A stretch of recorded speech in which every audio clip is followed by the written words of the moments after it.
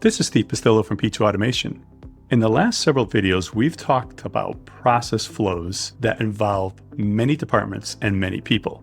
And whenever that happens, we take advantage of the built-in business process flow feature in Dynamics 365 and Power Apps.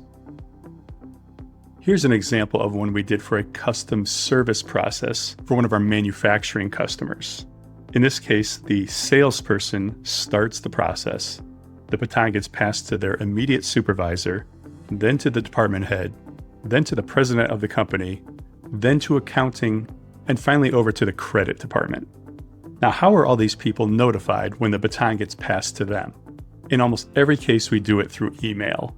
Now, I am not a big fan of email any more than most of you are. We get enough email.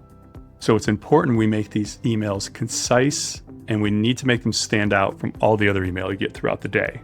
So we'll either send that email from a specific email address, we'll put as much information as possible in the subject line and make it consistent, something that makes it stand out so they know this email is intended for you and it needs to be read.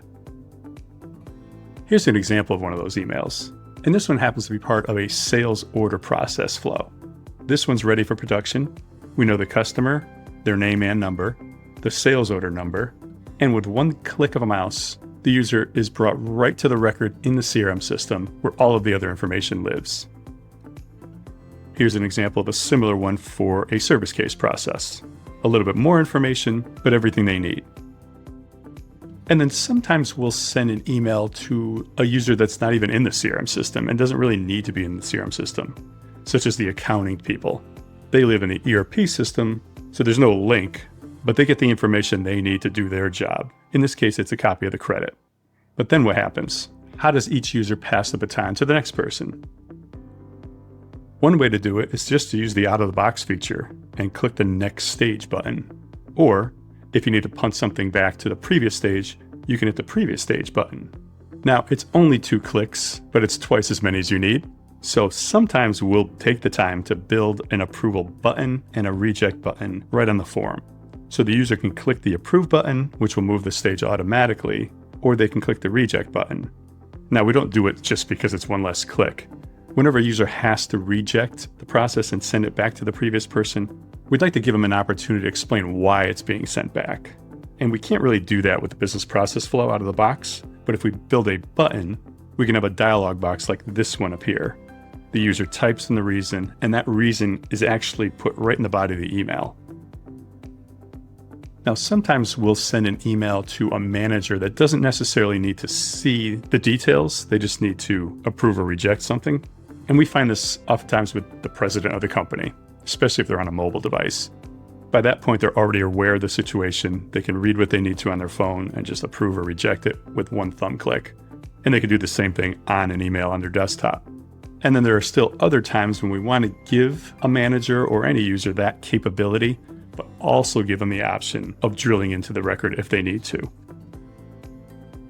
And then lastly, we have situations where one of the managers may want to have the opportunity to approve something, but they don't always have the time. So specifically, in this case, the initial review is the person's immediate manager. What we do here is we give each manager the ability to choose the amount of time that they need to have to approve something before it gets automatically approved. So for example, I'm going to give myself 24 hours to approve something, and if I don't do it, the system's going to auto-approve it. And it's going to mark that as being auto-approved. So in other words, I had the chance to do it, but I don't want to hold up the whole process. So if I don't get it done in 24 hours, just send it through.